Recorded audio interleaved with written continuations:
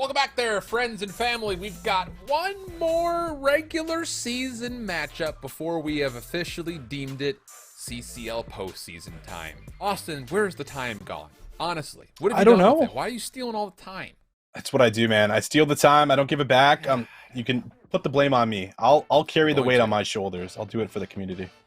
I do love the fact that your shoulders are big, pretty broad shoulders, right? That's big and brawny enough for you to carry time on it. I love that. You're kind of a younger, more dashing father time. I could see it now. Wow.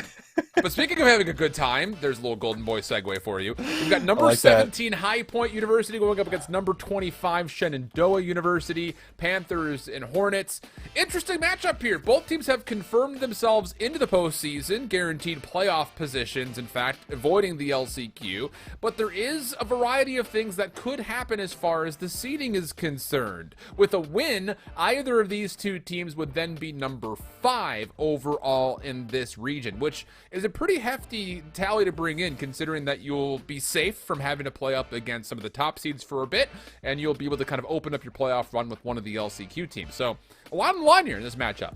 Yeah, definitely. And you hit on that point, I think, which is really big, where you obviously have to go into playoffs knowing, okay, like we have to contest the top teams, but it's always nice to start off with at least a couple of build-up matches, right? Where you have that good seed, you do play, a qualifying team coming from that LCQ, and you have a shot to be able to build up some momentum, work on some of your maps, whatever it might be. So getting this seed, I feel like, is really critical. And for a team, like the Hornets here coming in here, Alan, might have a shot at being able to steal it away because they did just slip right into the top 25, have looked really solid. Matter of, are they going to be able to do it up against High Point as we take a look at this squad a little more in depth? Yeah, the recent favor that has come from Shenandoah has been by way of beating UNC Charlotte, solid team. Excuse me.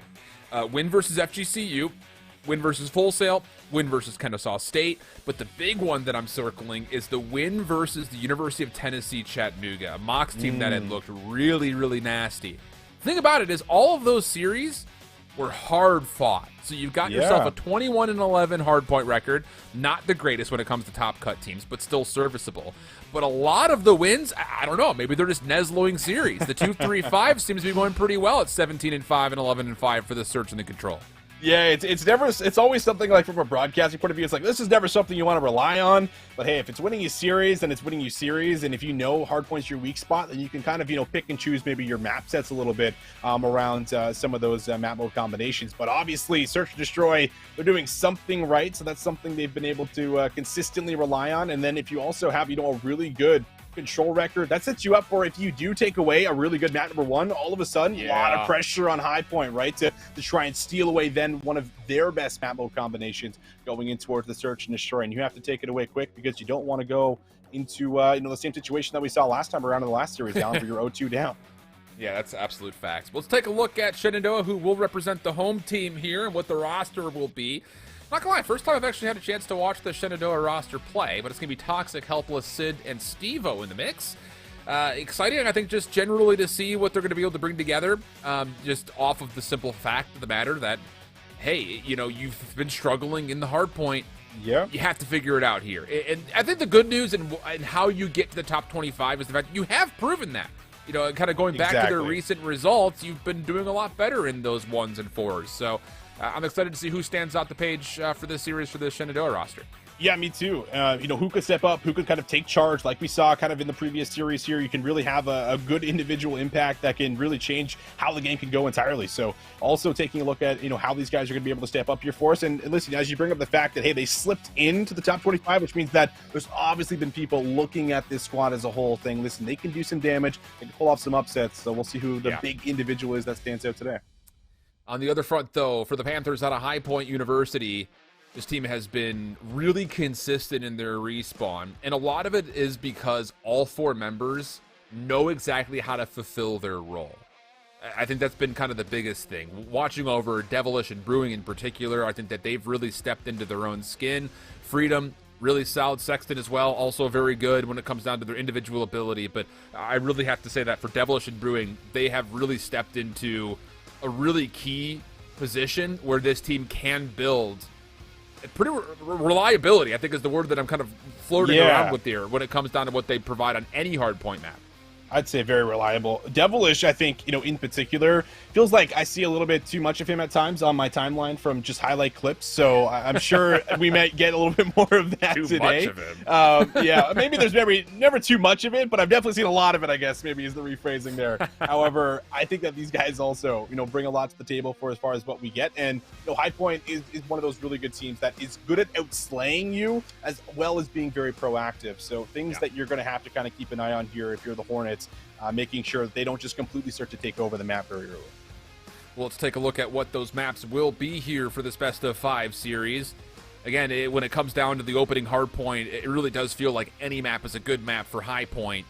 They've been so solid throughout, but it's going to be a back and forth between Tuscan and Berlin pretty much all the way through. So not much really to say there as far as the map set between the last series and this series. Fair. I don't even remember the last time that I casted a Bacage brother. I'm not even going to lie to you. Oh my, it's like a hard veto because either you're probably just a team that just has, crazy aggression with a lot of sub pressure, so you just love picking it, or your teams that just like to, kind of sit back with your ARs, not deal with a Bocage. So we're not going to get it. Back and forth to the Tuscan Berlins is going to be what we get. And well, kicking it off first, Tuscan Hardpoint, looking at High Point as one of those big squads to potentially come in here, kick off with one of their best map mode combinations. The Hornets, on the other hand, trying to steal it away here, Alan.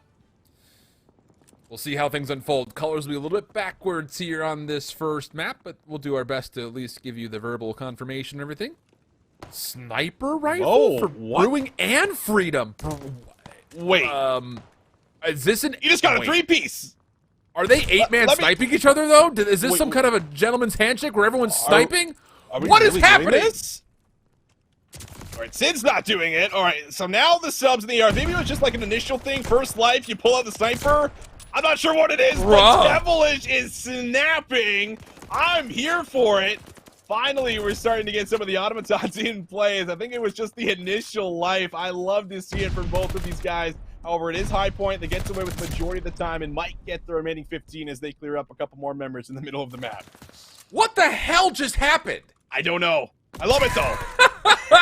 I was like, one sniper over the middle, like, maybe, but, like, I'm here for it. If this, I mean, you want to talk about, again, reliability in your hard point, to come out and 4-man scope off the break is a different level of confident, we'll say. But Shenandoah are punishing on rotation, opening 20 seconds, largely favorable for them here in the second. They will lose spawns in this transition, but they gain the high ground, so positioned to at least fight back against this inevitable hit from High Point. All right, big battle here. Did 4 in a row, looking for 5, but he was weak, so Brewing's going to be able to win out on that individual 1 versus 1, and also takes down Toxic for a second.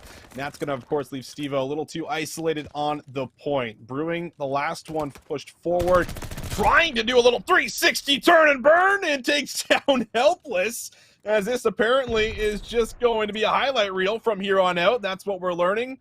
And High Point Esports, again with a scrap time, will maintain that lead going into P3. Yeah, this is just kind of... Let's just erase the first 45 seconds out of our minds. What's happened since then is what you would come to expect from High Point. It's just, they're so convincing on these individual breaks. I think they're probably one of the strongest teams when it comes to finessing scrap time, which is something that you see at the higher levels of competitive COD pretty regularly. But everybody could do it, and that's just a huge advantage compared to a lot of the other teams in the CCL. Good exchange coming through, though, for Shenandoah, looking to contest the middle portion of this hard point, and they will have a chance still to set up for a 50-50 break attempt here from the front. A lot of time to play for, and if you can get this, if you're High Point, you can really run away with it. But how about that kill feed? Comes in at the most critical time. Now just need to defend the point. Toxic says, no problem. Finds that one-on-one. Spawns now in the back. Shenandoah Esports, one more push, trying to fend off High Point Esports, but they're able to go just about even with the trades, keeping the hill neutral for the most part. And Secton wins one more battle to make sure they're able to get here for the remaining 9 seconds. And now we look to the new hill at Church, where Stevo's already in the back. He will be sniffed out. Yeah, Yeah, this is actually going to completely foil the initial setup for Shenandoah. You've got to make sure you lock spawns here for 4. So no ability to challenge from the front, but good pickups. Sid making sure the back stays safe, and in the same moment, Toxic was able to tally elimination from the front. So now you've got the ability to create a bit of a buffer zone between you and the inevitable high point break attempt, which is largely coming from the front. And Sid's good for not 3, but how about 4? This is good stuff all of a sudden for Shenandoah. Stun will connect, take that challenge. Devilish somehow still wins that. An opportunity for High Point to contest, but again, spawns in control means the Hornets are quick to come back and reinforce. All right. Solid hold here so far. 25 seconds to try to lock down. Secton puts on the rechow and finds 2. And that's going to clear out the Churchill just enough to be able to maybe lock in again. It's crap time. High Point, they've been so good in the remaining 20 seconds of these last couple of hills. And that's what's gave them just that slight lead. A little bit of back and forth as Devilish will get the best of Sivo there in that engagement. So 100 points is what we're going to see for High Point on P4. Now into the new hill. Brewing is already here, and, well, they've broken down the setup here. Shenandoah just do not have the resources to be able to stay alive, and right back in the point is High Point. Yeah, they were a little bit trapped on the first floor of this 2-story command center, and that just allowed Brewing to kind of lock down the staircase. They're now helpless. There's a joke to be made about his name, kind of also mimicking the situation, as Shenandoah not able to do too much. What a chow. That was a cool little double look on the hit coming out of 2 different alleyways to challenge the staircase. And with that, it's the Panthers who dominate control of the command center with still 30 to play. And that's been the factor so far. You look at just the way that they're zoning around the point right now. It's like, okay, this is a moment where we don't have to rush onto the hill right away. Let's play for kills, then use our numbers, overtake the hard point just like this. And this is what allows you to come away with a huge amount of time. And I mean, Sid doesn't really have too many options other than to try to hit this for the remaining 10 seconds. He might be able to, he stopped shooting, but he will be able to at least find the kill. So 143 to 75, and another couple kills coming through for Sid as he's making the early rotation into new. Shenandoah have the setup, but they only have 1 player alive on the hill. A lot of work needs to be done here around the point. Yeah, there was some trust there for Sid, thinking Toxic is pushed up to Church Field, so I assume High Point is spawning to our left. That was not the case. So a little bit of correction needs to happen, and will it ever? My goodness, clean kill feed. 4 for 1 goes the tally, but now again, Shenandoah have to try to realize where exactly are the spawns for High Point. They'll get onto the P2 side of the hill, and then try to take these gunfights across all the different headies that kind of litter the point overall.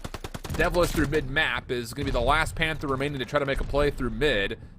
And as he and Sexton try to work together, it's going to be Steve-O to get an incredible double. Great scrap time now being earned for the Hornets, and they've got an opportunity to throw numbers on rotation to control the high ground around Column.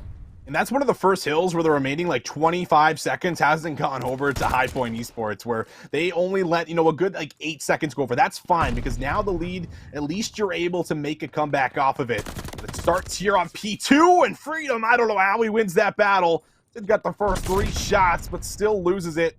Steve-O trying to at least get one back, and he does. A lot of work needs to be done right now for the Hornets. Battle right through the church alley. Steve-O finding 3 in a row. Unable to keep his life any longer.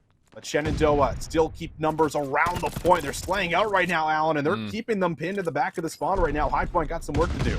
I mean, the thing about this is, it feels like if you kill Sexton, you're going to win the battle. He's 23 and 16. Everyone else is struggling to get to even right now for High Point. But once again, as we've seen time and time again, hill after hill, High Point so good at finessing the scrap time, with just limited numbers, will force Shenandoah to deal with it, and they can't. No kills anywhere. All those were individual gunfights. 1 on rotation, 1 for new, 1 for old. None of them won. And the Panthers an opportunity to really grow this lead as the Fountain Hill opens. And that kill's going to give them a lot of information. Brewing goes 1 for 1, and he knows now, all right, the hit is coming right off of P1. Everyone's ready and waiting, but the stun really stops Secton from finding that kill. And Shenandoah able to push to the front, but are they ready for the flank? Freedom in from behind, 4 in a row for him. Will end up losing the second. 1 more 1v1, and Sid is there. Shenandoah will flip out the spawns, maintain control, and they have a chance to be able to tie up this game. They're reading this pretty darn nicely. The problem is the reads are not turning into gunfight wins. Player that was trying to zone off vines, another one trying to hit through fire. Neither of them winning their gunfights, but off spawn, Toxic gets a triple from a pretty impossible position. So now with that convincing win, you can start throwing numbers onto rotation. But as we've said, High Point still finessing the scrap time, continues to test the funambulism of the Shenandoah Esports team. And, well, honestly speaking, the Hornets are handling it pretty darn nicely. You've got numbers to contest the opening here at 4, but once again, the problem is you're just not winning the gunfights as convincingly as you'd like. Not off the rip, but Sid is here through the back. Has maybe a timing to line up too. See if he decides to take it. There it is. The challenge is good for 1. His teammates now starting to get together. Devilish in the back, doing the same. Waiting for his teammates, and Sid just takes the chow. Flies out with the double bunny hop. Easy pickups for him. Still doing a lot of zoning. I mean, this is almost too easy. Sid is just finding them one by one. 25 seconds to play for. High Point Esports going to give this one last good go to see if they can try to break through for scrap. From the high ground, though, once again, High Point, an opportunity to finesse the scrap time, but Sid wants to challenge this time, but is largely unsuccessful in his endeavors. So the lead gets back to around 30 points for High Point. But as you're limited on numbers, making your way over to 5, could this possibly be where the Hornets can retake the lead late into this game? Steve-O, big 1v1 in front of him, and very wisely just tactfully retreats, waits for help. Now you've got an opportunity to use this as a point of ingress from multiple locations, but once again, Sexton just slides through the wall, and it's a 4-man feed, a full team wipe for High Point, and they're over the 225 mark. High Point, they've been so good at controlling the first and second floor, and now they get to foot out through the front. Freedom does get tagged up, but it's a 1-for-1 with a nade. The Devilish now needs to try to hold on. He's got some assistance right behind him. Nade stuns all flying out. Brewing, the last one left alive in the point, tries to go to the pistol. Now his teammates off spawn are there. High Point Esports, they're back in the hard point, and they can put it away. Look at them fan out. Look at them fly at Shenandoah Esports, as they got nothing left in the tank, and the Hornets will lose out on the map number 1. High Point Esports, they will lock down B5.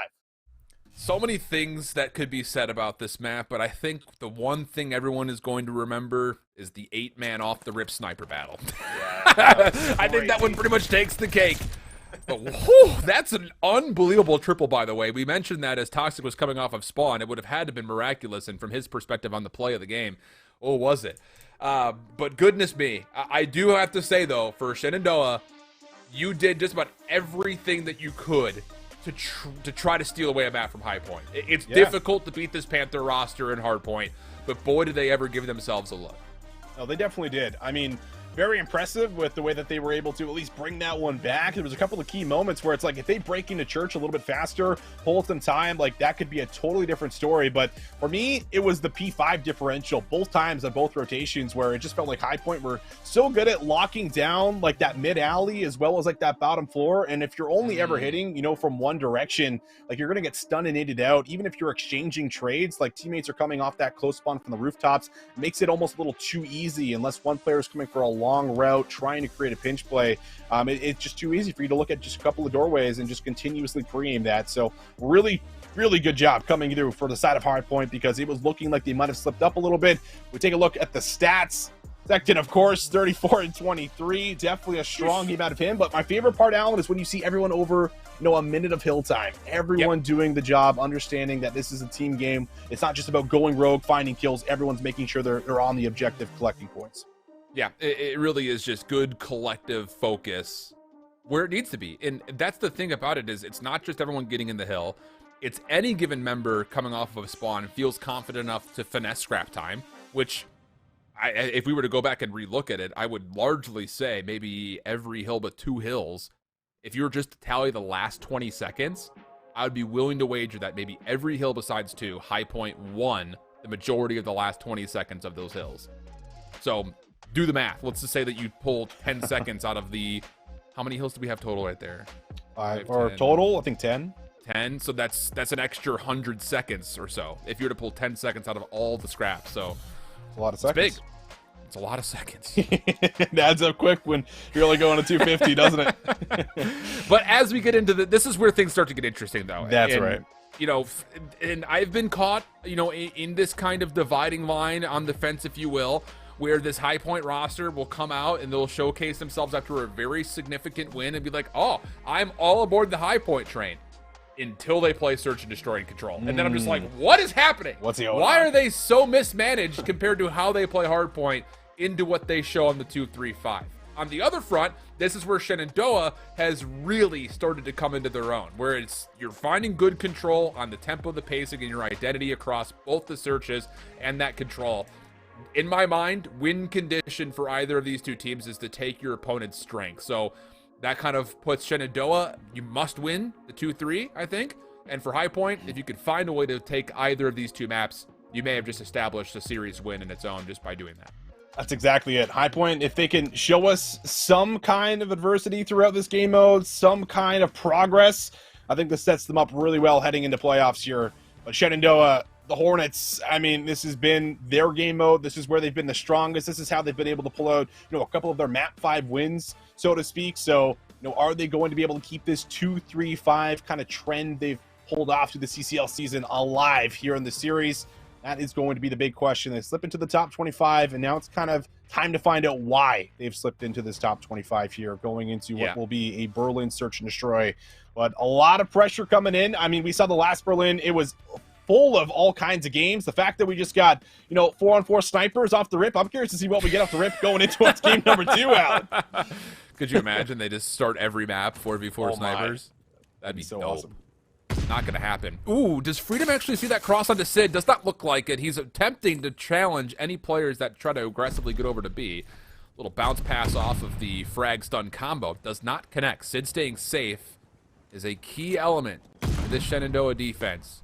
But does he have good help? And sure does. It's Steve-O at range. At least giving us one of the desired 8 scopes. That's good for first blood. Looking for what could be a second. Freedom able to get one back onto Sid. So 3v3, bomb going down. You have to be careful exiting off of this site. But Freedom might just decide to stay inside. So it looks like a retake. Going to come through the outer part of docks while you allow Helpless to try to make something happen from the side. Both teams are living and dying off of these flank plays. For Shenandoah, the retake has to get a kill out of Helpless.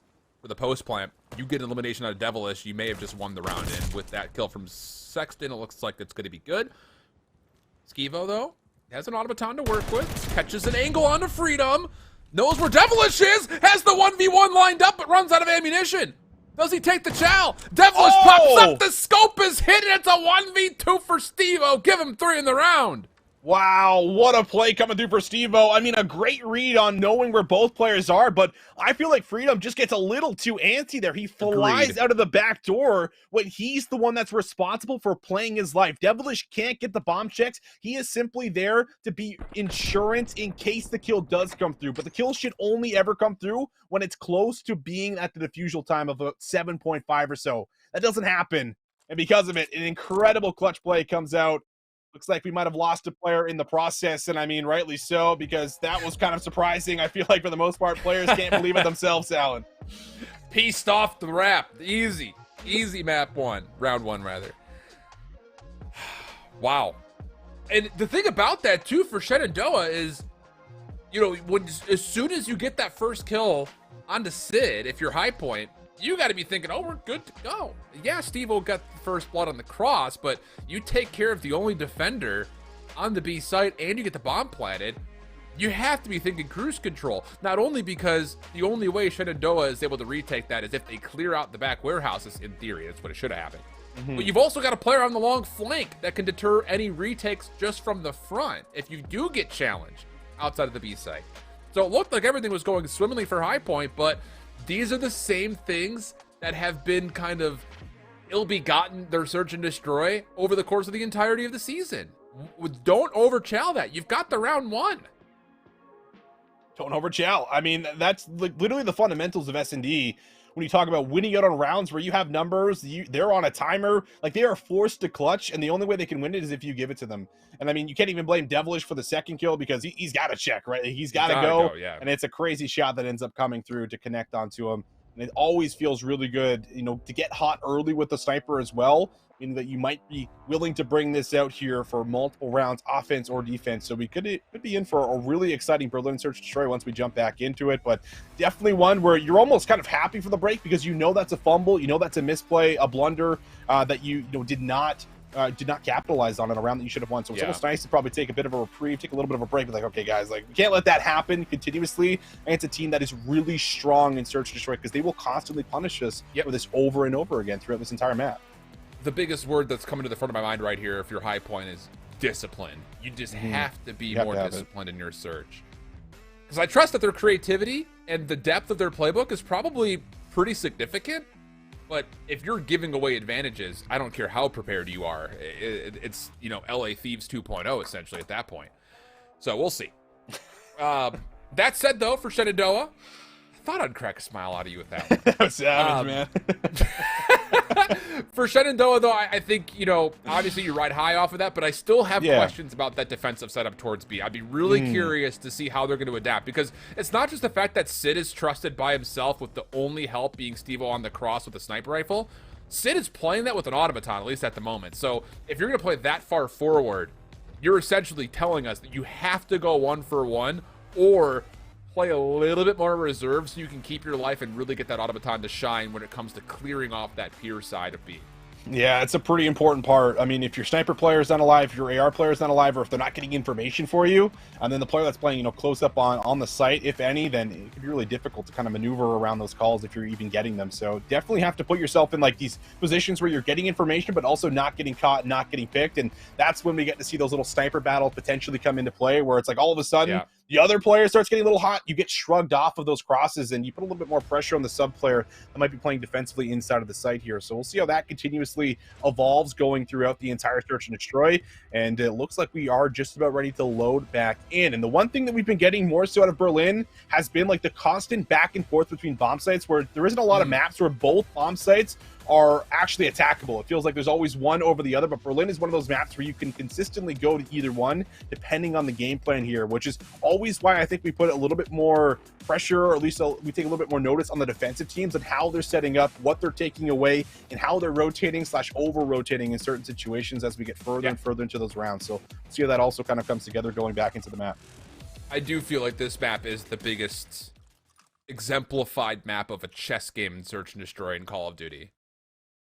Okay, so they played out the first round in order to not just get us back to 1-0, but Steve-O with the 1v2 clutch is also on 3 in a row, which is important towards potential streaks. So they're going to allow him that.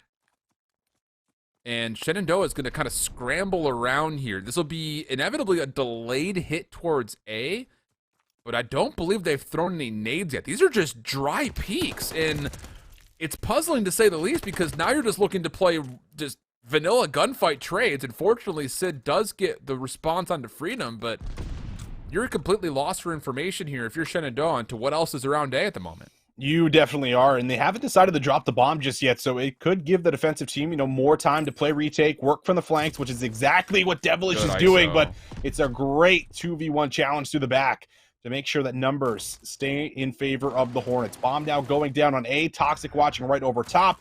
That bomb will get planted successfully. Retake now for High Point in the 2v3. And really, Sexton can't do too much initially. He would have to go in with a pistol. Hello. Speaking of, Brewing denied through Secret as the door opened right into the face of Sid, leaving Sexton by himself. And he's, well, hello? Hell of an ass. Stares right at it. You had to get a good look in that one, you know? But very clean round coming through this time around. And I feel like this is the difference, you know, compared to what we saw, of course, in the last round that was a little bit ago, on how to play the post-plant setup with the numbers advantage. You know, it doesn't happen immediately. They find that kill, then get put into the 3v2 after the isolate one in the back of the map. But you could see just how much more reserved and disciplined they were around the site once they were able to get that bomb down, really forcing the opposition to make the play on you. Now we'll see. Sexton bring this sniper back out. Doesn't find the shot, but will be able to get the information here for his teammates that are starting to inch closer and closer to this A bomb. The thing about this, though, he only saw the one player cross because of the rechamber of the second shot, which is often why you don't see snipers take peeks, or picks rather, if you're looking for an intel play. So, High Point, all of a sudden, are a little bit blind going into this hit. A lot of nades have come through. And Yeah. look at the defense. The Hornets are already here. They're able to challenge this back sandbag staircase. Beautiful overhead of this look for Toxic, because that's all he's worried about. Helpless on the inside is just worried about the staircase, and he's actually given himself the door to play off of. There's the first peek. Does well to get away after getting the initial kill. And we got a 4v3, only 37 seconds on the clock to play with. And look at how much time you invested. You basically have to go to A unless you're going to cut through the middle of the map, and we know that's not going to happen, but you do get one back here. Second trying to keep the play alive. How about that? The two-piece coming through. He does end up dropping, but this at least allows you to move into the site, get this bomb down, but it's a hit marker for Steve-O, and you're able to exit away safely. 2v2, that one is going to sting. And the problem with that is, once again, you have to retake with this scope. So it's going to be a pistol in hand. Freedom has ducked just underneath the window cell, which is kind of the line in the sand here between him and Steve-O. 22 seconds to play with before the defuse will no longer be available. Oh, he does see the jump up. Pistol out. Can't finish the first kill. Freedom goes prone. Gives himself away. But the problem about this is the clock. 10 seconds to go. And Brewing is just going to wait to check this bomb at the 7-second mark. Nothing there. Thanks for the round. Still, though, really interesting on how, they played their post-plant setup compared to how we've seen the Hornets do it, where, again, this is really isolated, right? Like, you lose that first battle, sure, you're low on time, but think of a world where you do run up to the bomb site, try to just scope the back of the stairs, see if you can get a peek. Maybe it comes in, maybe it doesn't, but at least there's an opportunity. Those opportunities should not be happening. So they do get the round. High Point Esports able to secure their first one, but this one a little bit dicey coming off the back end of really what was Secton coming in, fighting that two-piece, enabling the entire play. Yeah. Really did just blow the doors right off the whole play. Literally. I mean, blew off the window, I guess is more appropriately to say. But different defensive look coming through. Sniper battle over B Street. Jump peaks coming out. But the problem about this is High Point actually have two members on that close corner of fire. Nades will come through. That'll deny Sid an initial play. Bomb collected. And, ooh. Toxic getting that elimination under Freedom will put a little bit of stress on the defense of the Panthers, knowing that there very well could be a play still towards A. All they've seen is Steve-O's scope and the initial kill off Sid. They don't exactly know how many players are committed towards B. It looks like they might try to wrap this back. The bomb is slowly retreating, but they do find Secton. That's the sniper player, so they shouldn't take note of that. But from the side, Devilish off screen has been able to find one. Toxic gets a trade. Brewing there for another trade. 1 versus Toxic. Both players a little bit tagged up, and Toxic wants to put the pedal to the metal. He pushes forward. No hesitation. And Shenandoah Esports, they'll make sure they grab this round and pull ahead 3-1. That's just good search and destroy fundamentals for Toxic. You've got the good opening shots. You force your opponent back. And the thing about it wasn't back and away from the fight. It was back behind the limited amount of cover that was still stuck in the middle of the street. So if you don't see that player flipping out and going back towards mid, you have the ability of isolating and getting the health advantage into the kill. Love that call. Beautiful heads-up play from Toxic. That was 3 in the round for him. And now you're up 3-1. And this time, Sexton not going to pull the trigger. So he should have seen both players cross. And the set nades coming out for High Point could have potentially tagged Sid. Maybe not, though, as once again with this automaton, he just keeps himself concealed over towards the piers. Toxic does find Devilish. First blood is good. And now that's going to really hurt you on the attack. Unless Brewing could maybe get one back, but he's not able to finish off that kill. Stuns are coming through. Nade might potentially follow. But no, Sid makes it out. So no trade. 3v4. Bomb kind of in the middle of the map right now. Really just trying to look for information, aren't they? Just seeing exactly, okay, where is everyone set up defensively so that we can actually make a call to go to the site. And High Point, they've done this more than once in their offensive rounds where they have come down to the wire where they just kind of have to brute force their way and make a play somewhere. Yeah, this whole intention right here is just to make sure you've got the middle of the map locked. You just don't want to let a player go rogue on you while you're trying to hit towards what is going to be this A site, largely because of Sexton's position forward. But the problem is they did not sniff out Steve-O, and you still have to deal with Helpless in the site as well. So a couple of problems defensively, and Helpless maybe just gets a lineup as Freedom just walks right into his pre-fire into Sexton. Toxic starting to rotate back over. Steve-O on the flank. And well, Sexton's got absolutely no time to work with here for a plant. And the Hornets still executing some really solid search and destroy here. Yeah, they are, and it's not even coming by way of making plays. It's finding like these initial first bloods, sometimes second bloods, and then everyone just patiently waits. Like they allow, I think it's Stevo, just to stay isolated inside of that A site, while the rest of them are so focused on watching that cross over to B. And it also coming off the back end of High Point Esports. They're making like these last second plays. They're trying to search for information, but they're not getting anything. And because of it, they kind of just have to say, well, we have to go somewhere. And then they just go to A. They don't win those battles. They don't get the bomb down. All of a sudden, the round is lost. So, absolutely, the Hornets looking superior in the search and destroy. 4-1 lead, a chance to be able to go up by another. But it is Secton again. Finds first blood, and Devilish going to have to retreat a little bit. Yeah, this is just aggression for aggression's sake. It kind of feels like for the Panthers. And even though they've got first blood, the problem is everyone's playing non-tradable spots, essentially. Yeah. So the ability to fight back a 3v4 is definitely in play.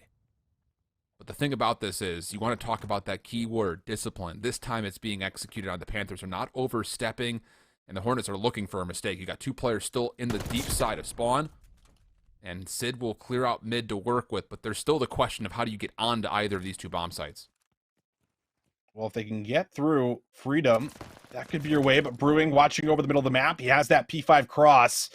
Information should be good for High Point on this A hit, but nobody is with Freedom as of right now. Brewing is kind of just watching over the middle of the map, but Freedom, does he know the bomb's going down? He's going to take a peek, finds the kill. Meanwhile, a second goes through. Stevo gets one back. He's got 15 seconds. Drop that bomb, and it's not going to happen. High Point, and they're finally able to clutch up a little bit here on their defensive round. And it really is just knowing not to overstep, because that's everything for Shenandoah was expecting that someone was going to try to get too greedy. Two players set up deep into spawn, one train yard, one warehouse. It's the bomb carrier that eventually gets a trade through mid, but that's not enough to work with. So, yeah, really good stuff from High Point to just kind of hit the brakes just a touch, keep your advantage, and just do what Shenandoah's been doing to you. Get a good first blood, and then don't overstep your bounds. Just keep holding those narrow advantages. Sexton this time with an AR looking to watch the cross to A, as that looks like the initial design for the Panthers is to hit that direction. And keep an eye on Devilish. His position over to Statue could lead to a multitude of angles to work his way in. And with that clearance of fire, he's in the back right now. He should be pushing through lobby. This is what they've been missing, right? Like another piece trying to break through the defensive setup. Oh, Shots no. coming in. Devilish can't find him. And he's going to have to backtrack all the way, but he's going to be able to come from behind. Gets a kill, draws first blood on the Toxic. Back and forth he goes. He just has to check his left corner. Oh, and he doesn't. He doesn't check it, and they also lose a teammate in the process. Everyone now gets the backup here for Shenandoah Esports, and it's a 2v3 for High Point. I cannot express how clutch that is from Shenandoah. Still not done yet, though. Sexton over the top keeps his life somehow. Getting tagged up from a multitude of members. Nade being cooked by Helpless. Gunfight forced to come forward. Not going to win it, so it's Brewing for the 1v2. Sees the barrel, chowls out the window, thinking maybe he had a beat on the player just outside, but not to be had whatsoever. And for Shenandoah, you start to sweat a little bit, because that initial set of gunfire from Devilish around the back, you have to just sit there and say, just isolate him. Let him stay back here. He's got to make a play eventually.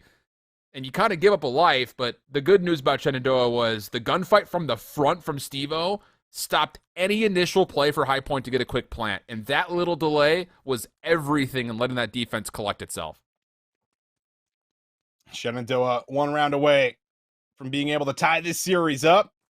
A looks to be the call. And it's going to be a 2-man stack. Devilish has had a slow start here in the S&D at 2-7, but you're calling for him now. And it almost looks like he's a little antsy and wants to make a play. Multiple members around him right now, but he'll rely on Freedom. Find Stevo. That'll be a first blood. Good for High Point.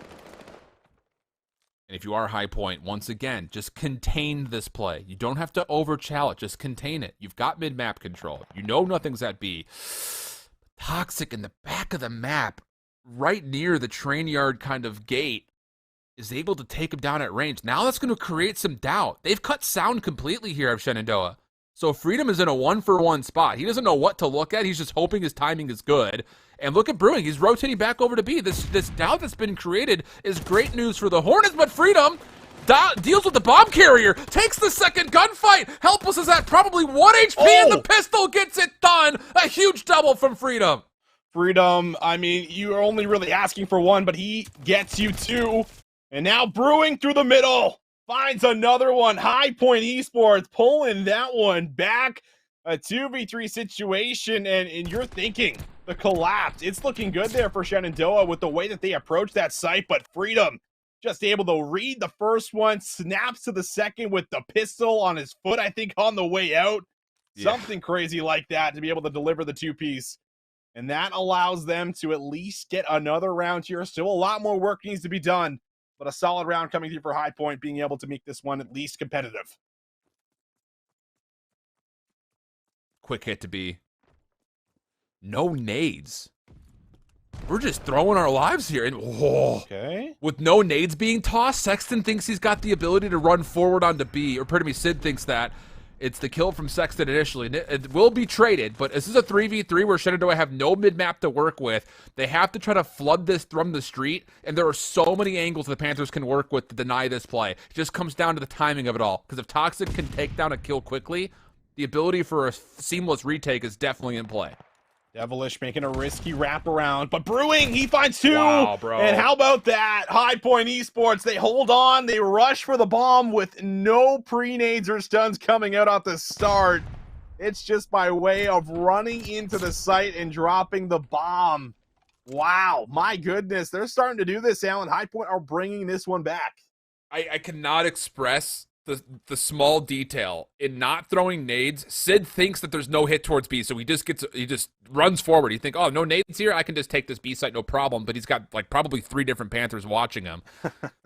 What a call that is. What a bold call as well, by the way, to go in with no intel, facing a map loss potentially.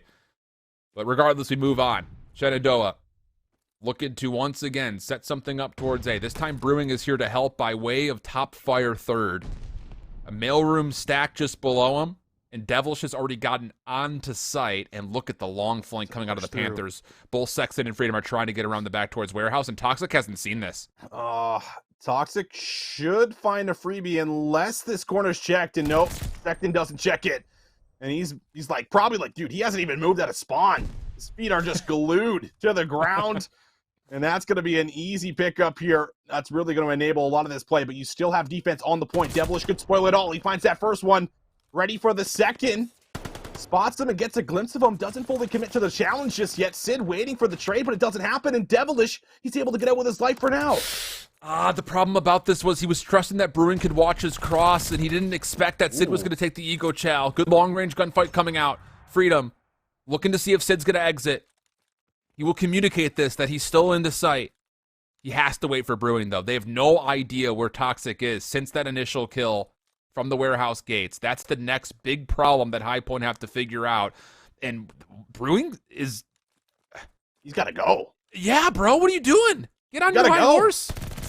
And Freedom then feels like he's got to make a play because Brewing has just taken so long to get here. And the challenge comes to him. Shenandoah Esports, they're able to win this one out. High Point, they just can't retake fast enough. And because of it, it is going to be a series tied up here at 1 apiece. There is a moment in there where the reason that I start to kind of pinpoint onto Brewing, he looked behind him through crane. Like, did we really think that Toxic got that kill with his feet gorilla glued in spawn, that he was going to re-wrap all the way through A?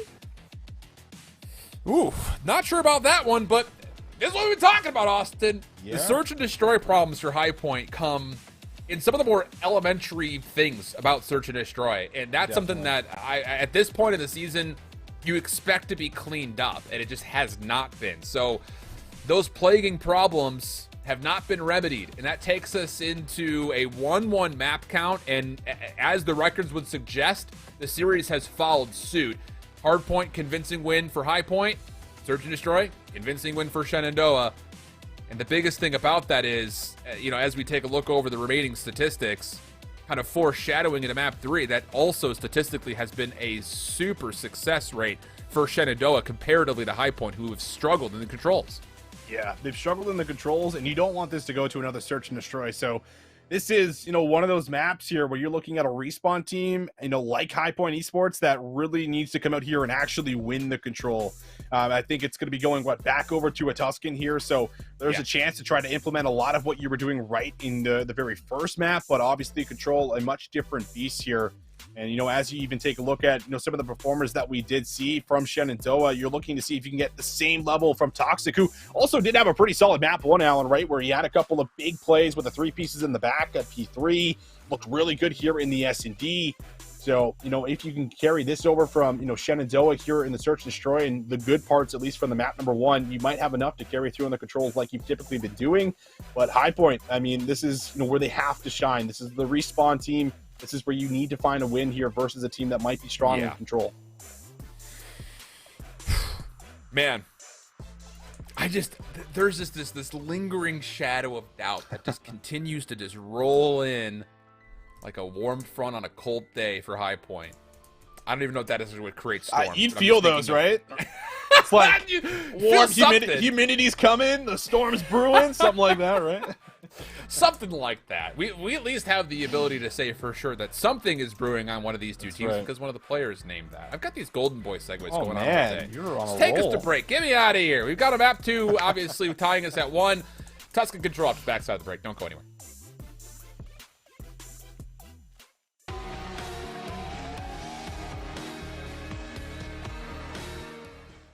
Welcome back there, friends. It was as it was foretold it would be. Hard point win for High Point, search win for Shenandoah, and a crucial map 3 here for both teams. If the narrative were to stay the way the statistics tell it, Shenandoah should win this map. But there's just something about this High Point team you can never rule out. So we go back to Tuscan here, Austin. I don't even have expectations outside of maybe we'll get more sniper rifles. That's about the only thing I can say right now. Yeah, it's hard to say, right? Like, are we just going to get another off the rip, 4v4? Obviously, they had to have coordinated that, right? Like, hey, what if we just pull out the snipers at the first rotation? Like, hey, I'm down for that. So, maybe we'll get it again. Who knows? But at the very least, if we do get a standard start coming into play, I'm really curious to see who's going to be on the attacking front first, because a team like Shenandoah Esports that has been notoriously good when it comes down to the controls, this is where I would expect them to potentially excel and feel really good about being able to potentially get this to a map 5 or maybe even close this out in a map number 4, because they were doing, a lot of the right things, it felt like, on the Tuscan hardpoint. It was just a big problem was, closing out a lot of the scrap time that we saw on the majority of the hills. So if you can come here, have a good start, play off the ticks of progress, look to try to slay it a little bit, this is where you can really find your comfort zone and really look to kind of take over the map here and carry over a lot of that momentum that we just saw there from the S&D. Absolutely. I think there's really 2 things that I'm looking at. The tempo and pace for Shenandoah was fine, I thought, largely through the hard point. Sure. If you can keep that up, you would hope that your defenses will be really convincing. The thing that I'm worried about is not their ability to execute off of that, but how good High Point was in those little scrappy finesse battles in the last 20 seconds of certain hills could potentially lead us to seeing some pretty desperate plays to break hills, or zones rather, and maybe it works out. I think you have to be kind of worried about the Panthers going a bit rogue on you. So, yeah, I think that everything you put together is just kind of living in both of those ballparks. So, I think that's probably the best way to kind of keep our attention as we get into this one. And, and maybe there is something to be said here, kind of thinking back to when we had watched this High Point team in the past, is their indisciplined nature that we saw in Search can create problems in the control too, where if you're trying to force a play that's not there, then you're giving up the ability to actually set up an attack, which I think is, even more crucial since the tick progression change happened about a month ago. So you can't leave yourself shorthanded, I think, is the other thing for High Point, if you are trying to make these aggressive kind of characterized stylistic plays that we saw from their hard point. Yeah, absolutely. Like, the ability to hold on to your life in certain situations on control is so big, right? Yeah. Because if like 2 or 3 of your members end up dropping and you're alive, inside of radio, let's say attacking, trying to get onto that B zone, like all of a sudden, like if you drop as well, like you have to start over from step 1, regain min-map control, regain P5. Like, it's just such a headache. So making sure you're always on the same page and at least doing things together is something I think that we need to see, because even when we go back to, obviously, like, we're referencing the S&D because that's what we just saw, but you go back to just a lot of their setups that we were seeing, like a lot of it's isolated, right? Like, they're relying on 1v1 gun battles, and if those 1v1 gun battles don't go your way, what is High Point looking like coming into a control up Exactly. against a Shenandoah Esports? So that's really, I think, the big question that we're posing, with a team that, has at least looked a little bit more solid when they're doing things together, and obviously are looking really good when they are in their bread and butter game modes, which is like your S&Ds, like your control. So I think there's an expectation and a level that we have here for this team coming in. Are they going to be able to do it? That's what we're here to find out, folks. Map number 3. It's time to break up the tiebreaker here at 1-1. Someone's taking the lead, that's for sure. High Point obviously want to do it, being the respawn team. But this has been the SDU squad, the Hornets, that have slipped in the top 25. That's been the big conversation point around them. A chance to be able to pull ahead over High Point here 2-1. And even outside of the overall CCL rankings, remember that the winner of this matchup will guarantee the 5th seed out of the Southeastern Division. The loser, depending on who it is, would either fall to 8, I think 7th potentially, or retain their current 6th position. Yeah, High Point, if they lose, they drop to 7th. And for Shenandoah, if they lose, they stay in the 6th position due to tiebreaker scenarios with UT Chattanooga. Opening play towards A, finding some pretty good success. Opening tick of progress is good. First 2 kills were obviously in good assistance of that. And then this is what I'm talking about. High Point trying to get forward where the play's not available. And Helpless through the woodwork at Fire really puts the punish on finding a kill through mid. And I was right there with you, Austin. I was like, Freedom's about to get his ankles broken. But he does collect the kill and with that deplete the second tick of progress. Almost looked like he had a couple of skates on here and he was cruising on by. But they're able to come through, retake a little bit. Toxic and Steve-O get some good work done on that 8 point. Brewing trying to hold through mid, but Steve-O is able to clear him out. Might be looking for a second, and he does come up with 2. Sure, Freedom gets that trade, but you're putting pressure now over to B, where you saw that first tick almost come in fully. Kills at least starting to come back out for High Point as they're doing a good job clearing out the rest of the map. But that extra minute of time has been secured. A Secton now starting to find himself in a bit of a groove as he's now on 3 in a row. Will eventually be traded, an important trade as well, and Steve-O needs help.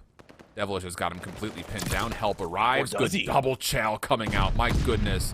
But the counter nade for Sexton off the respawn deals with one of the 2 players looking to play off the flank. So patience for the Hornets from the front, waiting for the opportunity to get Steve-O around the back, open up some space, and create some problems for the defense. But it's just maybe a little bit too labored, a bit too arduous, and High Point is relishing the power positions at the moment. They do at least have a little bit of control here through the top of Church and Radio, so that is going to potentially enable the push through the back. Now, the rest of High Point, they're going to be very tight on their setup. So breaking this is going to have to come by way of a couple of clutch gunfights. And how about those? Toxic and Helpless finding 2 of them. Steve-O gets the 3rd. 1 more player. Freedom has to try to make a big play in the patio. It's not going to happen. And, well, we'll see the Hornets. They are on the point, and they have that first tick. And they're threatening the second with this double stack still, even though this is the last 2 players left for the Hornets. Hopeless able to find 1, and Steve-O turns to help at the last second. Second tick of progress is good. Freedom on the double, looks to single-handedly clear, but he's unsuccessful. Now it's the 3rd tick. Still double stacked with reinforcements coming out. The nade will connect. Devilish is able to touch at the last second. And with the kill into Toxic plus the follow-up onto Sid, the 3rd tick will be depleted, but the problem is the lives. Minute 10 seconds on the clock, and a 6th life advantage for the Hornets. That's exactly it. So as long as you don't play too slow here and you make a push happen, you can likely get this done in a couple of hits. And we'll start to see that unfold right through the front of the B point. High Point Esports, they have to win gunfights and they have to exit cleanly. That's the big factor here. Can't afford to be traded out too many times. As we'll see Steve-O win that first one. Will they expect Freedom to be close on the staircase here? He might have an opportunity to make a play, but you can really feel the pressure on Freedom right now, where he's like, where are they coming from? Where are they? There's the first one. Finds it, challenges the second. Freedom comes up with 2. But the job's not done. He needs to look for 3, and Devilish is there to help. So now 8-4 lives. High Point, they can't afford to die, but they'll lose 1 more. This is not bad, though, for Shenandoah. You've got Church control. The last 3 defenders, you know for a fact, have to be playing around the back, around the hard point themselves, and they actually scout out Freedom trying to play a cheeky corner. And they slipped through 6th. I thought for a second he was going to be in a position to clutch things up from the back, but just a little bit too individualistic. It's a heck of an effort defensively out of Freedom and Co., but it will be Shenandoah with the excessive lives turning it into an offensive win. Incredible opening there too. You could just see like the amount of patience and aggression that was kind of combined perfectly with timing when they made that hit over to the B zone. I mean, it was done flawlessly with no trades coming in on that initial hit, and that's what really buys them so much time to get those 2 ticks of progress and almost 3 ticks of progress. But now High Point Esports, they need to have a strong bounce back. And of course, we'll go for the traditional hit over to A. That first blood is good there for Stevo. We'll see where the defense tends to come back through on the retake. Looks like to A long, but it is just Toxic that's going to have to win out on some battles. His teammate's not going to be here with him. Yeah, and that's the really puzzling thing about this setup here now for Shenandoah. It's just so slow to try to retake the mid-map, and it actually allows High Point some pretty comfortable control of the A zone at the moment. But as the full flood comes out of the church, it all happens to be retake through the mid. This is exactly what you want, and you can see why. SMG control is so dominant inside of you, but it does come at a bit of a surprising cost. 2 ticks already locked in for High Point, and they're only suffering at a 2-life disadvantage at the moment. And that 3rd tick of progress is likely going to be conceded, as defensively nobody's going to get here in time.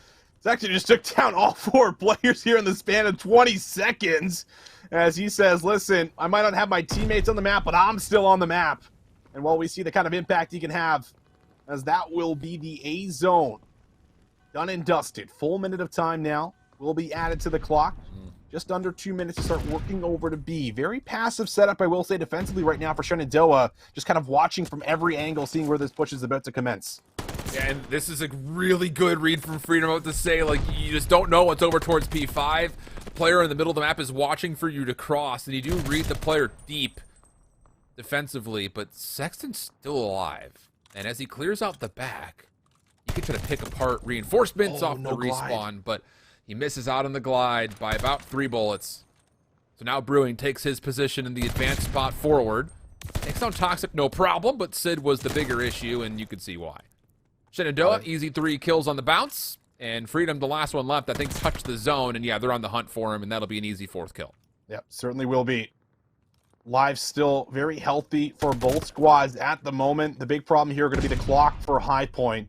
No ticks of progress on B, and it's a 4-man hit, but on the mini-map, player 3 here, Stevo, he's going to come away all the way through the back, but he might have the timing to be able to spoil everything. It's just a matter of how fast will High Point move. They'll now know he's back here, but Stevo's already done the damage! Stevo comes from behind, lines up 3, and that is going to hurt. Back to step 1 for High Point, as Devilish really has to kind of hold the line for his teammates to get back to him. It just can't happen.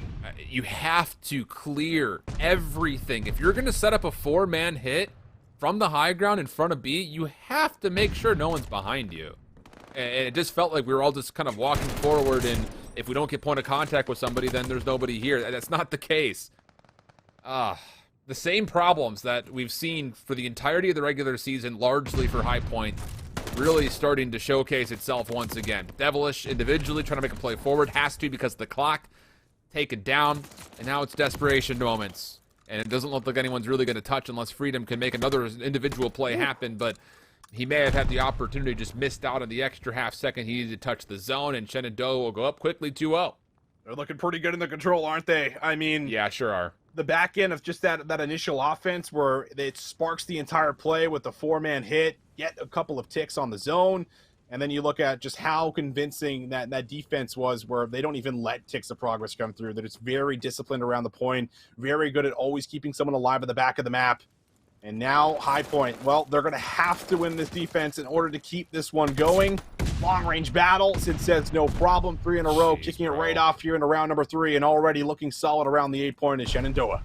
It's just like, what was the design of that setup for High Point? Your player in mid-map in Freedom just kind of ran out, didn't really have any ARs watching over the top of them. It just feels just so uncoordinated.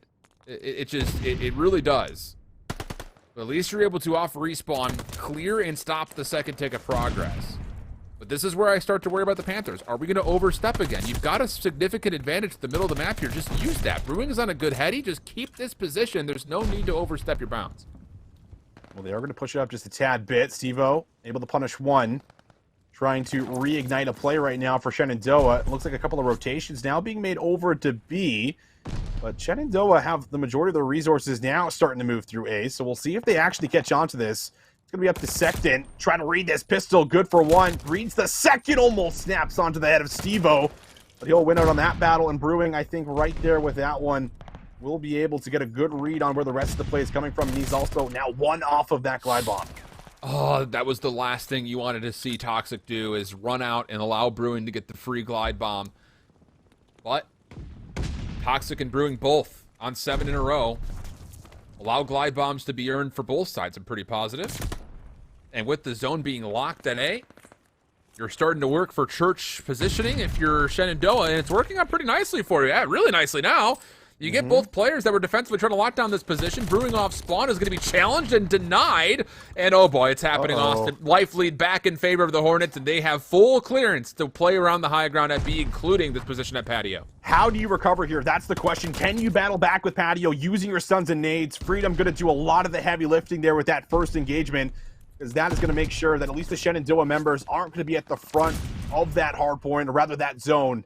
And now Freedom with another one going on a bit of a tear, seeing what else he can take away, looking for number 4. Double team will be there, but you do at least force a team kill. And now down to about 8 lives here for the Hornets, having to try to make an aggressive hit over to B with no ticks of progress just yet, and a lot of those initial steps that need to be taken. They do find that first one at church, but now they got to get through Devilish at radio. You should have a read of this. That's the thing. You should know multiple members for Shenandoah are trying to hit through church, which is what Devilish was trying to watch, but doesn't expect the player from behind. Another gunfight win for Shenandoah coming out. Freedom still locking down Patio. And there we go. Sexton able to recorrect by making sure the window stays safe. But now, once again, 2 players for Shenandoah able to get on towards the zone. Put some pressure forward as Steve-O is on 4 in a row again. But High Point, they've got the luxury of the clock. You can force the offense to come to you, especially with the full wipe like this. 3v3, 18 seconds, and really it's Helpless that has to make the play. He's the only one that can touch. He has to, and he's been spotted out. Brewing's going to find him. And how do you get to the zone? How do you get a touch? It's going to have to come by way of Church Alley. You're going to have to go now. I mean, nobody's going to make a move for it here. And that is going to be the round then. Wow. High Point are going to be able to hold on here. I don't know what the play call is, but you have to make an attempt for it. Why don't you?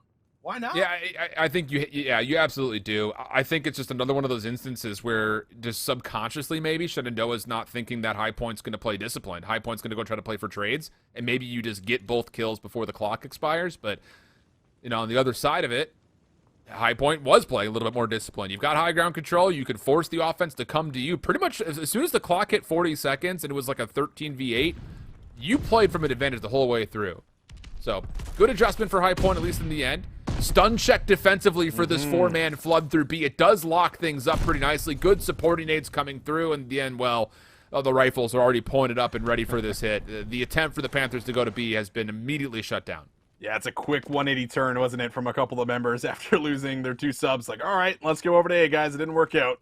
But they do get over here fairly quickly. The problem is that they're going to be pretty tight on this zone, meaning they have to watch multiple angles, but they are stacking at the same time. 4 members strong. 2 ticks are in. Evo needs to find value on the flank. He finds 1, almost snaps on the second. And now it's a contest on the point. Devilish tries to fly out and make a play. It doesn't happen, but good work, at least on the A zone. You do get 2 ticks of progress, and you're on B, stopping that clock here again. Problem about this is there's still tools available for Shenandoah to use if they want to overcommit to deal with this player on B. You've got the glide bomb in case things go awry. But no need, not yet. Problem, though, is do you contest this 3rd tick? And I think with that kill on the Toxic, the answer will be given to them. No chance to. No mid-map control, no church field control. Give it away. Keep your 3-life lead and try to kill off the next minute 45 to secure the map. Will they work through the back here? That's something that we haven't really seen them do together. But they might have the opportunity to do it now. Spawn's coming through there. Close onto the point from player number 2, Toxic. He's going to try to reinforce the back here if Helpless needs it. But all the kills looking fairly convincing for the most part. And now you have isolated members from High Point. Yep. They're going to have to try to push through Church Alley. They're going to make this play aggressive, maybe trying to get to the back here. They do manage to actually slip through the patio, and they are staying alive. Sid's able to find 1, but Freedom now on the point, able to get that first one, trying to keep his life, but can't turn for it. It's the containment from the Hornets is so good. As soon as you had called Toxic spawning up, you know for a fact that High Point's above you. There's nowhere else they could be. We had a player at the P5, player at radio, player on the backside stairs. We know that they're playing Northside Church. So just completely trap them back there. It's just really good awareness for Shenandoah in the real moment of that respawn. Another player on the back, though. This one a bit more concealed as the spawn was a little bit more neutral, but Helpless with the double. Also reads the 3rd is nearby. And, well, with an 8-life advantage, there's no need to chase down these players. With 45 seconds on the clock, once again, force High Point to come to you and just feed right into these power positions that you're holding. High Point has to win some key gunfights, and in fact, they're going to even call down the glide bomb early to try to break, and they do allow them a chance to get some patio control, but not convincing on the zone as of yet for the Panthers. Yeah, assistance needs to get here for High Point. It's really all up to Devilish and Freedom, and Toxic has just found both.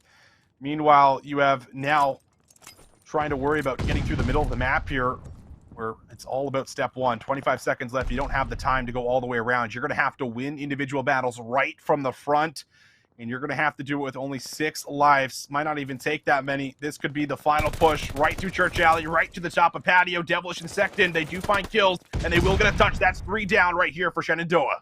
And you got Bruin that could potentially foil this retake from behind, but you have to keep your life on the zone itself. Double stack coming through, 9v5, 13.7 on the clock, and look at the spawns for High Point, or pretty for Shenandoah. They're so far away. Stack this, 2 players on, 3rd tick of progress, looking pretty good. The kills are also going to funnel in favor of the Panthers, and somehow, some way at the very last second, you do win the gunfights needed to get the high ground control, as you mentioned, but then Brewing executes the best rogue play that we've seen so far for the Panthers, getting around the back, forcing the spawns for Shenandoah to be too deep, and you send it to a 5th round. They send it to a 5th round here, grabbing that zone, and guess what? High Point have defense. Because we go back to the very first round, that was won by way of kills, not by way of zones. So incredible stuff coming through now for High Point Esports. A chance to actually bring this one back after being down 0-2. My goodness, but still, standard start for Shenandoah. Patience through the middle of the map for Freedom as he finds that first blood. Now the retake going to start to come through. How have they managed to get defense in the midst of all of this? That is so baffling. First take does get locked in, but High Point only give away a life. And look at the long route from Sexton. Number 6 in white is all the way around the back, and he could just completely destroy this just single-handedly. There it is. There's 1, 2. Didn't see the third. It was right, but it doesn't matter. Still snaps onto him. 5 in a row for Sexton. And High Point has awoken from their control slumber into a dominant feed, and now a read under the play towards B as well. All right, I do like this adaptation coming through here for Shenandoah. They're going to be able to relieve some of that pressure by A on the other side of the map, make some work happen at B. They get a tick of progress, working for a second, but now the rest of High Point is here. A lot of work needs to be done, and Sexton is hitting shots like this. Trying to fly off the top ropes. How about another 8 in a row for Sexton? Fully streaked out. Glide Bomb is now in play. Another piece of utility to work with here up against Shenandoah, who have to maneuver back over to the A zone, but look at the amount of life they're losing right now here, Alan. 22 up against 15. Oh, and Sextus is not losing any gunfights, bro. I mean, holy. Oh, man. A does get completed, but Sexton just completely took over the map. And it would have to be a full break and then a convincing stack if you're Shenandoah. You just don't have a lot of lives to play with. You've got plenty of time, but not a lot of lives. You've got to pull something convincing out of your butt right now. Oh, do you ever? A minute 30 on the clock. Oh, good shots there from Toxic. He's able to shut down one of the hot players here for the side of High Point. You need to keep this train rolling. Brewing with the nade, trying to cook it up. Toxic's going to eat it. Will not get eliminated, and he throws one right back and finds the win. This could still enable a push here from the front, but Toxic, he's going to do it alone. A little too aggressive. Yeah. Doesn't have anyone with him for an immediate trade, and that's going to allow you to stabilize a little bit here if you're High Point. I was just about to say they went from a 9 life deficit to 5 until that little overstepping play comes through. Helpless eventually gets over to Patio. Good high ground controls. Toxic follows up, but it's a 12v5 and not a lot of time on the clock. Sexton falls, and the defense is nowhere to be found up top whatsoever. Nades coming out for the Hornets, but they're not even bothering with Patio. They know they don't have the lives to give away here. Whatever you put together on this hit has to be flawless. This is their last chance to steal away the 5th round. Kills need to be convincing. Nothing's happening from the back. Everything looks to be happening from the front with 25 seconds. Toxic finds the first one. Freedom needs to try to hold onto the staircase. Bobbing and weaving back and forth, waiting for the aggression play to potentially come through. But it's Devilish from the side. Able to find another one. Helpless. Needs the battle out to win. He can't find it. A trade needs to be there, and there's none. Freedom for 2. Devilish gets the 3rd, and that is it. High Point Esports down 2-0 in the control. Bring it back with 3 rounds straight. I don't know, man. I mean, do you want my first reaction or my second reation? I'll let you pick. Hear the first one. I want the first one, Alan. There is no reason High Point should win that map. There's no reason High Point should have won that map. 0. Absolutely 0. Second reaction, special players make special plays. Flat out. That's the only reason that High Point stay alive in that map. It doesn't even happen as Sexton goes on the 11 spree or whatever, by the way. It happens before that. It happens on the offensive round to get that high ground control, push forward, wipe off the defenders, and then spawn them in Narnia. That's the special play that happens, and it comes out of Brewing. So tippable from him to be sure.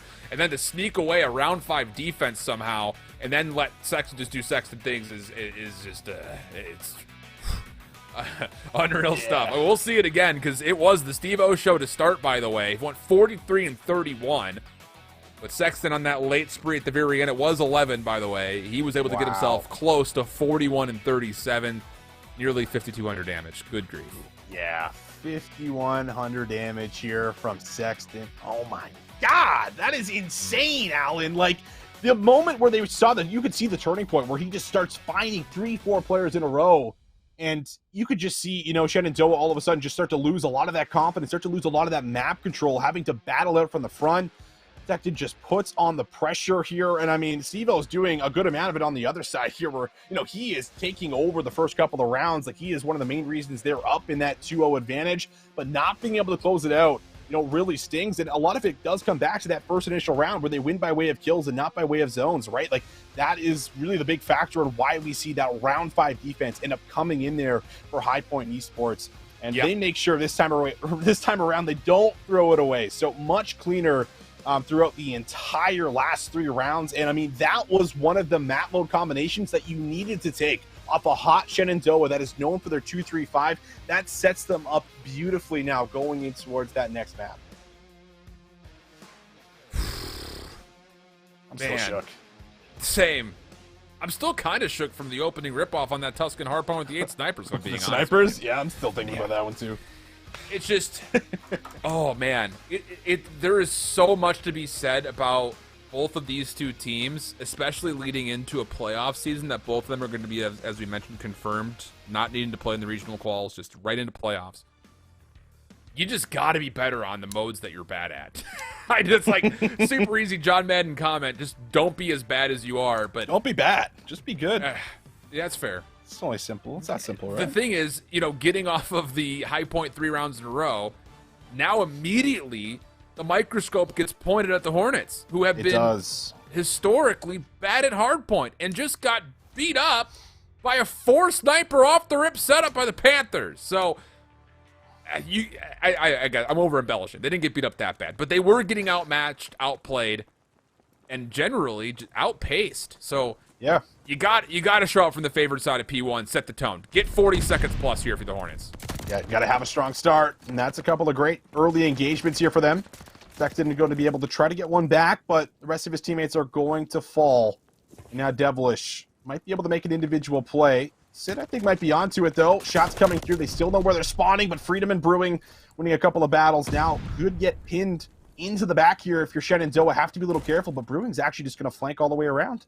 Has he...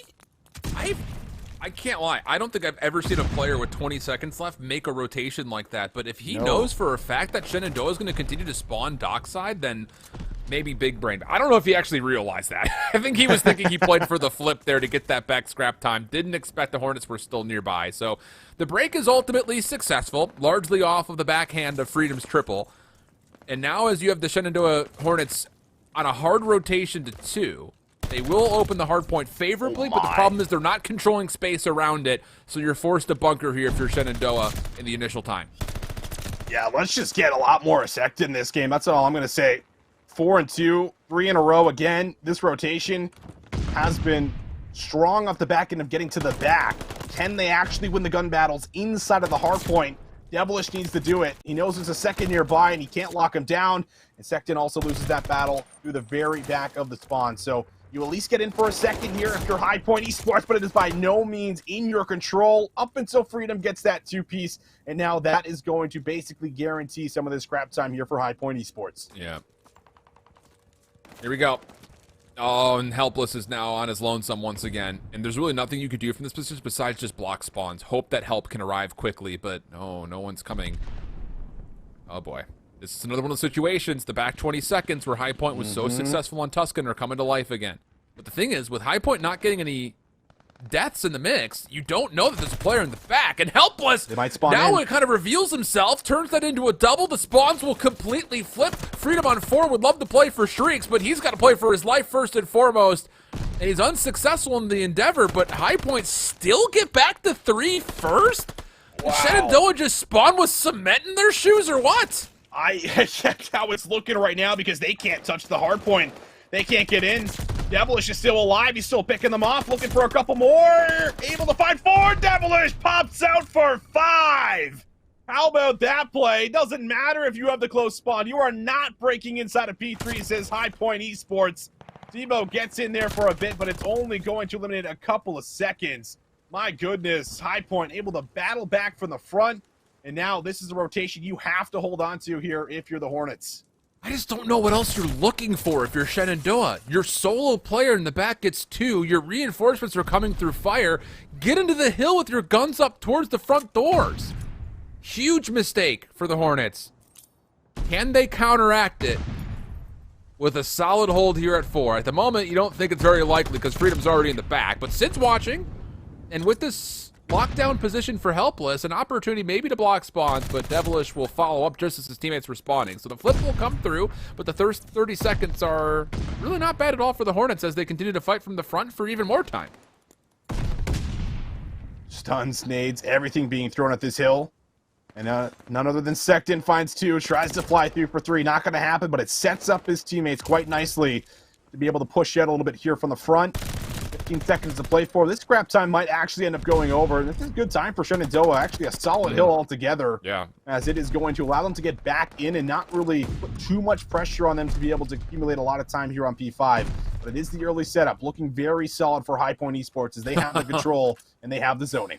Bro, look at the arrows in the minimap right now. High Point's like, where are they at? They didn't exit from old. Where'd they go? It was Helpless and Steve-O that took long routes on polar opposite sides of the map to flip the spawns, completely unbeknownst to High Point. So now they're playing as a reaction redemption mode. And as Shenandoah continued to contest for the time, I guess the only bit of good news here for High Point is just as successful as Shenandoah was in the first 30 on P4, you have found similar success here in the first 30 seconds of the 5th unexpectedly. So the margin stays right around 25 points as we battle over the last 20 seconds and, of course, continue to rage that war as we try to fight for spawns coming up for the next P1, which currently Shenandoah are enjoying. Yeah, they're looking really solid on this side of the map right now. Last time they were decent on P1.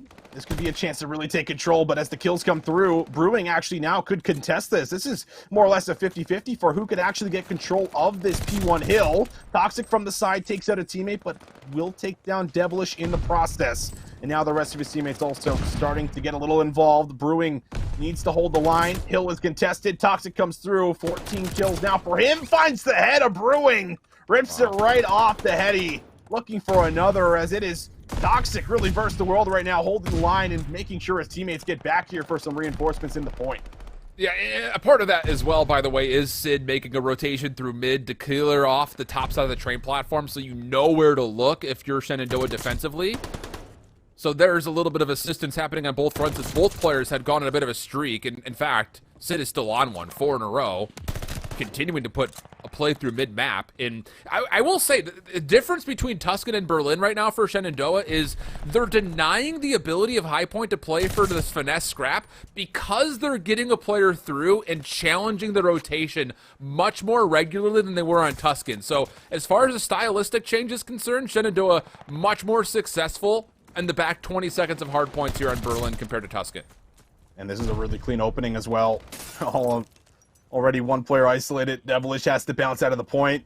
And he's able to play his life, actually. So, actually huge to hold on to it. Now he wants to try to play retake here with his team.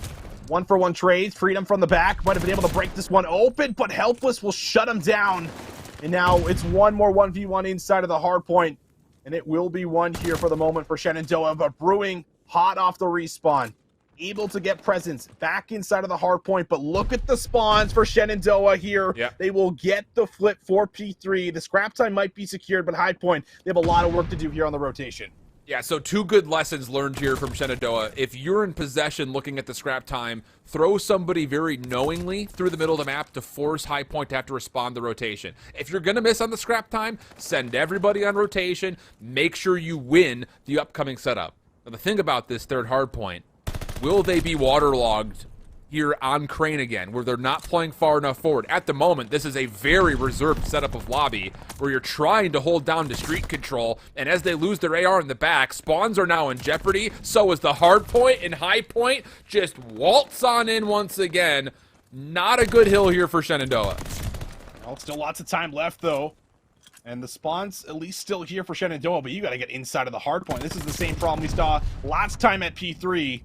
Sid is there for one, but immediate trades and High Point, they're holding this from the front once again. Steve-O's going to have to go. Challenge is there. Freedom tucked away in a corner. Able to at least contest a little bit more of this time. And how about the patience from the front again? High Point Esports, they're just making it look easy. Despite the spawns in the back here for the Hornets, they cannot break the P3 hill, and that's going to give High Point a slight edge. Now moving into what will be our P4 rotation. If you're going to send 4 players to concede scrap to set yourself up for new, you have to put a forward zone together. Otherwise, you're just going to let things like that happen time after time. Oh, nice little crouch spam there for Brewing to get underneath the shots. A toxic key gunfight win in the back will challenge the spawns and allow an opportunity to contest the hard point itself. 191, 157 the current tally, but Shenandoah once again from the front putting together one heck of an effort to try to get in for time. Oh, but how much time are they going to be able to get? Because holding this from the front, I mean, it's not easy to get the time. But if you could at least maybe make it go neutral here if you're High Point Esports, that puts you in a decent spot. Long-range battle, Helpless will find 2. He's doing a good job forcing back a lot of High Point. They will be able to now throw themselves on the point here for a second. Brewing stunned up, nowhere to go, and it will be Shenandoah that get there for the remaining 15 seconds, able to bring this one back just a tad bit. But the problem is the rotation. They have to battle out on it. Steve-O will be in position to stop it, but more work needs to be done, and that is not a clean feed that you want to see here if you're Shenandoah. Hard point looking good now for High Point as they're over 200. And the Panthers now know this time around at P5 where Shenandoah is. Compared to last where they weren't 100% sure what was happening on the exit of 4, you know that the Hornets are in front of you, and look what happens when you have the information. I thought Sex was about to just do it all himself again. But the trades are still good enough for High Point to allow him a chance to neutralize, if not accrue time here on the 5th. And any second is a good second here if you're the Panthers. Shenandoah, very aware of that, starts to play a little bit further forward now to challenge this hard point more convincingly. And it will allow, again, back and forth trades to occur. But still missing largely on the time here are Shenandoah, and what happens to the spawns here? Okay, you know that Sexton's in the back. You have to make a play to clear him. You cannot just allow him to stay here at fire. No, you can't. You have to clear him right now, because Sexton, if he finds his first one, could have enabled the entire play. But are they going to read a second to come through all the way in the back? Because a second is coming. Devilish is going to work on through. He has a chance to try to make a big play happen, but it's Brewing's name that ends up finding him regardless. Toxic, ready, waiting, watching the pinch, finds the kill, zoning looking good. Shenandoah Esports, so far so good around the point, but you have to do this for so long as it's High Point that are only 15 seconds away from closing it out. And once again, there's just not a forward zone here. You have to fight this from inside the hard point itself. There's players for High Point, not just threatening the front. You've got Brewing is coming around the back, but he gets red. So over 200 points go the Hornets. Sexton over the top of the window barrier does get deleted as well. Hold on a second. It's getting to a position where neither team is going to be able to win here. So you have to make a decision if you're the Panthers. This is a crucial moment in your IGLing. Are you going to call to try to put a little bit more pressure on the scrap, or are you going to rotate to new? With that elimination to Sexton, they're going to be given their own answer as the rotation will be underway, but Shenandoah has tied this game up. Oh, Helpless is here. 3 in a row on the rotation. He's reading from the top, and Sid finds him. Spawns should be in the back here for the side of High Point Esports, but they have no control inside of the hard point. All of the P1 time goes over to Shenandoah, and they are here. Established with the setup at P2 and Mail. Toxics on 5. Shenandoah are 10 points away from closing it out. And they're trying to re-challenge the high ground. Toxic now from the high ground. Toxic. 7 kills in a row. 236 to 244, but there's not enough help here for Shenandoah to put away the game just as of yet. Devilish with a double of his own. Reopens the hard point once again very wisely. Backs away from incoming nades. Now it's the Panthers with numbers inside the hill. Lead swap at the late stages. 248 to 244. The Hornets, they can't get in. They can't get there in time. And the little patient moments from High Point to wait for numbers ends up leading to win condition. But what a map it was. What a comeback effort it was for the Hornets, just a touch too short. Man, I know it stings, but definitely an incredible comeback coming through here for Shenandoah. Like, almost being able to push that one to the absolute maximum. Almost able to seal it away. 6 points, still all that's needed. And that's off the back end of finally locking down a hill. That's been a big problem for them so far, is not being able to always read the pinches in the flank from behind. But there was about 3 or 4 of them that came through from High Point on P1 that they all read successfully, won every single battle, and made sure the player inside the hard point is alive and well and only has to worry about the front. So that zoning is what we were missing throughout the majority of that map. But then, not only that, they actually win the initial rotation where they have few numbers because they have to put pressure on the old hill, and it's like a 2v3, a 2v4 they win out on, be able to get the first initial time, but they're not able to consistently win those battles in High Point. They get a little bit worried, I have to imagine, with those final seconds, like, guys, we're not throwing this lead away, but they're able to brute force back through with that close spawn that they held on to in the back. Yep, absolutely. Wow. That's everything. My mind is running a million miles a minute at the moment on all of the times that Shenandoah missed out on not just 6 seconds worth of time, but probably the better part of 60. That P3 needs to be looked at badly through the Hornets. And even the player on the back, I forget who it was for High Point that I think it was Sexton that got through fire as we got to that last P1.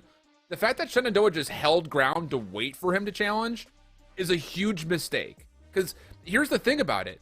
If you throw 2 members to where he's positioned and even get a trade to say you lose one, guess what? You get that kill, you spawn right back up in place. So it's those little moments of reservation that keep Shenandoah from creating a buffer in front of the hard point that are just leading to High Point getting in too quickly. Because I think there's an argument to be made that you could have gotten those 6 seconds on the first hard point as well. So absolutely. There definitely are moments, I think, for Shenandoah, if you're really going to go back and study the film, you could pinpoint, okay, we got to fix this real badly. But we take a look back over the full series, and I will say this much. Again, this is the last time that I will do this because this is the last regular season matchup that we have. High Point, you are not out of the burner either. You really got to figure out your search and your control because, woof, dude, there's some raunchy stuff happening in map 2 and 3. Yeah, the search and destroy, I feel like, in theory, should be a little bit easier to fix because you just have to make sure you're just not giving away numbers when you get first blood. You have to get a little more patient, right? Like, that's kind of like the big factor for me after watching their Berlin. There was just a lot of isolated kills that were simply gifted away after we saw someone take shots on the map. Like, all of a sudden, you feel the need to try to just run and make a play to take away something else or to go searching for information when that's not always the right play. So, definitely some work needs to be done when it comes down to the search and destroy. The control didn't start off well, but they did recover really well, I will say. And they were able to win, 3 rounds in a row, which was pretty impressive for the most part because we were looking at that one, at least I was, and I was like, oh, this is going to be a 3-0. And then it's like the 15-second miracle that they're able to rush on to be with and really lock in that first offense. So incredible job for them, at least clutching up, but definitely a lot to look over going into playoffs, going up against some of these top teams that we consider here in the CCL for sure. Absolutely. And again, it's the last time that I'll put the coaching hat on. We're done. Regular season's over. It's postseason time now, baby. We're officially there with the conclusion of that matchup. Ooh, we've got regional qualifiers to come in the next couple of weeks, Academy playoffs after that, and then, of course, $25,000 up for grabs for the CCL main league. I'm pumped, man. I could not be more amped up about this postseason. Every year, it feels like it's so far away until we get there, and then it's like, wait, how do we already at postseason all of a sudden? But we're in the thick of it, and all of the rankings, the seedings, you wonder how much that may matter as you start to dig into those playoffs. Because I will say, Shenandoah losing here locks themselves in, I believe, as the 6th overall seed for this region. And I won't lie to you, a 6 seed versus a, what does that play, 11 seed? anything can happen in those matchups, especially if you're this vulnerable in your hard points. No, I completely agree. I mean, it's always hard to rely on 2, 3, 5 for that exact reason, where if you don't close out 3, you don't close out 2, well, you're never even going to see a 5. So you have to make sure that you're clutching up, getting a little bit more consistent through the hard points, at least making it competitive. And to be fair, like those are a couple of decently close hard point maps. Maybe not so much the map number 1, but I think that one comes down more to not really winning the scrap time on any hill whatsoever, compared to a map number 2, or rather, excuse me, map number 4, where it felt like they were at least a little bit better on some of their holds, but maybe not always as aggressive as they should be when they have initial setups and things like this. So again, I think things that you can certainly fix going into playoffs. You just have to be able to get those reps in, make sure that you're actively attempting this to try to put yourself in a better spot against the top teams that are not going to allow you to just simply hunker back with a tight setup. They're going to win those battles. They're going to force out the spawns, and you're going to lose out on a lot of key time that you need when you need to win these hard points. The last bit of free advice. PSA though, listen up all you college gamers. The CCL staff team is going to be posting articles tomorrow morning with all of the LCQ and regional playoff information for all the respective teams that have made it into the postseason. So be sure to keep an eye out for it. I imagine you'll see Discord notifications galore, probably a Twitter post about it as well.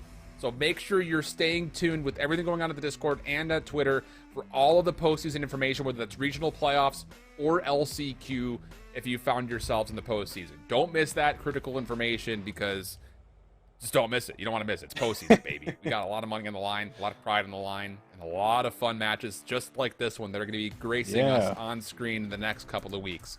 But that does it. Regular season of the 2022 year has come to a close. And, well, now we have to figure out who our champion is going to be. That'll be the battle over the course of the next month and a half or so. It's been a pleasure being with you through the regular season, but now the fun begins. We'll see you next week for playoffs at the start of the LCQ. Till that point, though, make sure you keep holding it down. So long.